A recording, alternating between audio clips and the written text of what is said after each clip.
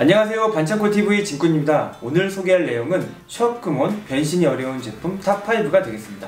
자, 그럼 바로 시작하겠습니다.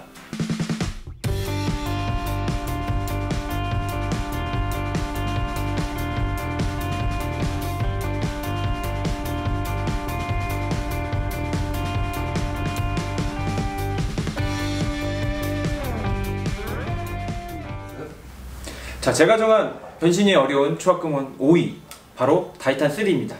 GX53 타이탄3인데요. 지금 이 제품 같은 경우에는 변신이 어떤 다른 식으로 비행기를 변신한다든지 변신 분리합체 이런 건 아니고 자체적으로 탱크하고 비행기로만 변신을 하거든요. 그냥 단순히 탱크하고 비행기로 변신하는 건 좋은데 고전 같은 경우에는 다리만 펴가지고 그냥 접고 되게 단순했어요. 근데 지금 이 슈와크몬 같은 경우에는 디테일도 살리면서 변신하다 보니까 그냥 다리를 반으로 딱 접으면 탱크가 되고 다리를 펴가지고 뒤로 이렇게 해서 이렇게 돌려가지고 딱 펴주시면 그냥 비행기가 되는데요.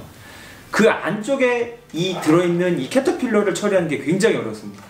그 캐터필러 처리하는데도 굉장히 어렵고요.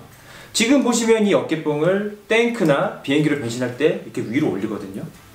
그 위로 올리는 그 과정에서 이 안쪽에 열려있는 이 뒤쪽에 있는 카바를 이렇게 흠집 없이 이런 식으로 젓는 게 굉장히 어려웠던 것 같습니다. 그리고 이 날개를 고정해주는 이 조그만 핀 돌기도 있잖아요. 이것도 굉장히 조그매가지고 변신하다 보면 그냥 픽픽 떨어지고 이게 상당히 어떤 로봇 형태일 때는 무게감이 좋고 좋지만 변신 자체는 그렇게 썩 아주 스마트하게 흘러가지 않았던 것 같아요. 변신이 어려운 슈와크몬 제4위 슈와크몬 GX13 단쿠가입니다. 이 단쿠가 같은 경우에는 일단 변색, 이 단점부터 얘기를 하자면 변색이 굉장히 많아가지고 이 제품을 이렇게 꺼내서 이렇게 로봇 형태로 놔두는 게 아니라 항상 박스 안에 넣어놔요. 박스에 넣으려면 당연히 변신 분리를 해야겠죠. 변신 분리를 하면서 느끼는 거지만 새로 할 때 이렇게 새로 와요. 되게 어렵고 일단 이 맘모스 같은 경우에는 중간에 무게가 굉장히 많기 때문에 이 다리하고 접지되는 부분이 그 무게를 못 이겨가지고 그 플라스틱 연결되는 부위가 픽픽 풀어지는 경우가 있어요. 그게 무슨 말인지 알 거예요, 해보신 분들은. 그리고 이 손 같은 거 꺼내는 것도 상당히 복잡하고요. 이게 로봇 상태에서 이 밑에 보시면 이 발바닥들을 해줘야 되는데 오랫동안 또 집어넣다가 꺼내면 항상 새로운 느낌이 드는 것 같아요.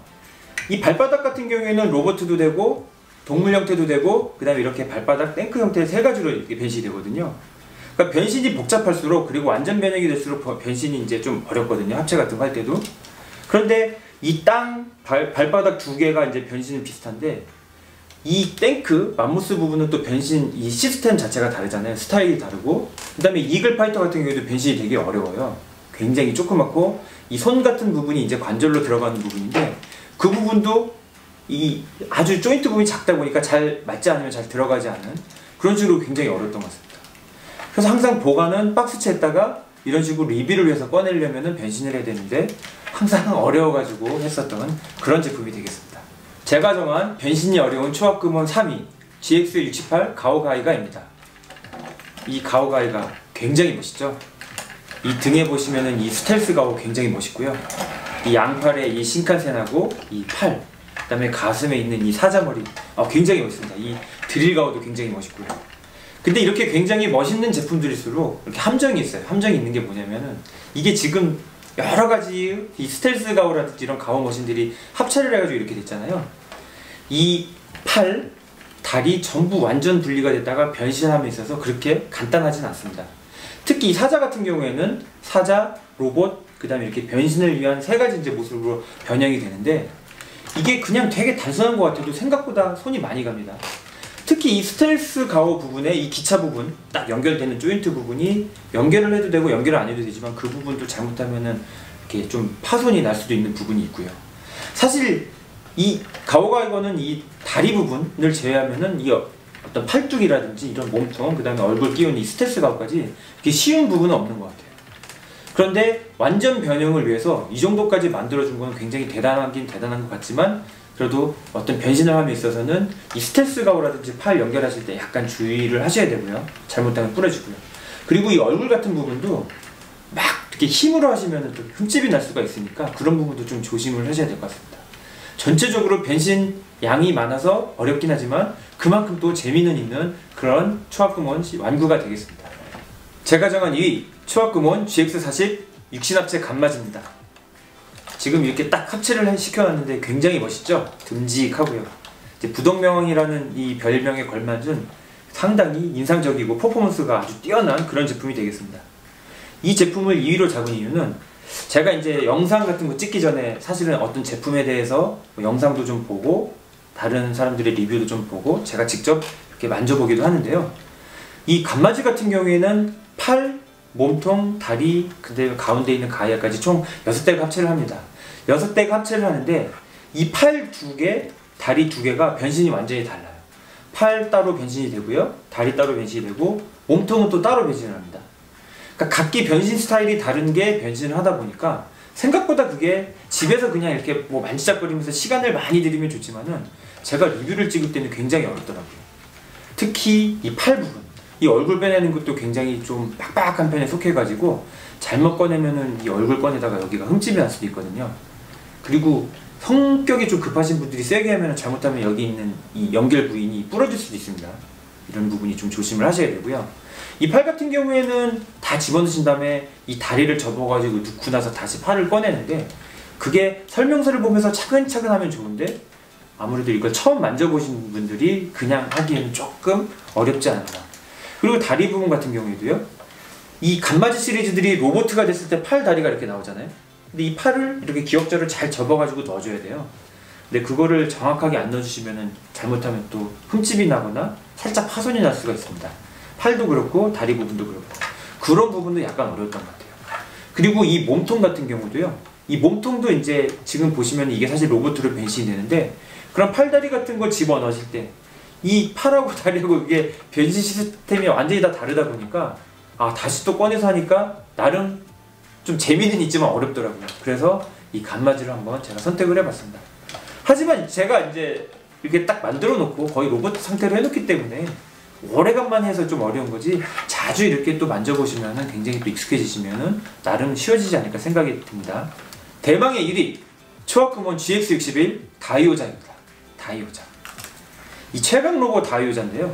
얘 지금 그 어떤 이름도 최강 로봇답게 이 초원도 굉장히 최강입니다. 일단 이 최강 로봇 다이오자 이 GX61의 경우에는 세 대의 로봇가 한 대의 로봇으로 이제 변신을 합니다. 이렇게 합체를 하는데 이 로봇이 됐을 때 이 프로포션이 굉장히 멋있는 것 같아요.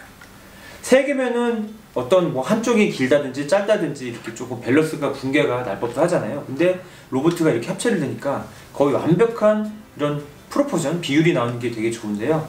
그만큼 변신이 어렵습니다.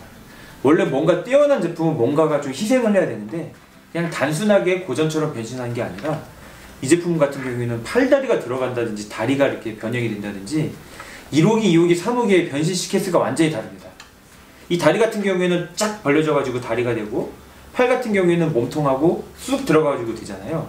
그래서 1호기, 2호기, 3호기의 변신 방식이 완전히 다르고요. 그리고 이 제품의 어떤 단점이기도 한데 너무 완전 변형을 추구하다 보니까 이 부품들이 덜렁거리는 게 되게 많아요. 그래서 막상 해보시면은 이렇게 툭툭툭 부품들이 잘 떨어지기도 하고요.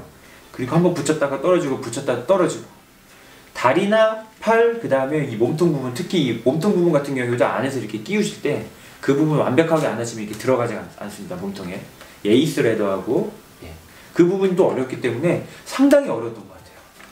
이 제품을 이제 리뷰를 하신 것들 보니까 다 대부분 이렇게 좀 이렇게 딱 세워 놓으셔가지고 안정적으로 하시더라고요. 근데 저도 그렇게 했는데 이런 디테일업 파츠를 끼워서 이 정도지 사실 그걸 끼우지 않으면 굉장히 달랑거리고 막 그렇게 좀 흐트러지긴 합니다. 그 대신 이제 변신을 했을 때 만족도 또한 높고요. 변신이 어려운 만큼 만족도 또한 굉장히 높기 때문에 한번 이것도 변신을 해보시면 굉장한 손맛을 느낄 수 있습니다. 사실 어려운 만큼 재밌는 겁니다. 어려운 만큼 재밌는데 그래도 이 1, 2, 3호기가 완전히 변신 방식이 다르고 이제 부품이 약간 좀 이렇게 헐거움이 있을 수 있는 이 1위로 다이오자를 한번 뽑아봤습니다. 제가 정한 이제 초합금온 이 변신이 어려운 순위에 들지 못했지만 원래 그 DX 초합금 발키리라는 시리즈가 있어요. DX 초합금 발키리라든지 뭐 전포트 3 같은 초합금들도 조금 변신이 어려웠었어요. 근데 발키리는 이제 초합금온이 아니기 때문에 여기는 안 나왔지만은 나중에 또 기회가 되면 한번 그 무지막지하게 어렵다고 하는 DX 발키리들도 한번 시도를 해보려고 합니다. 자, 오늘 준비한 영상은 여기까지입니다. 시청해주셔서 감사합니다.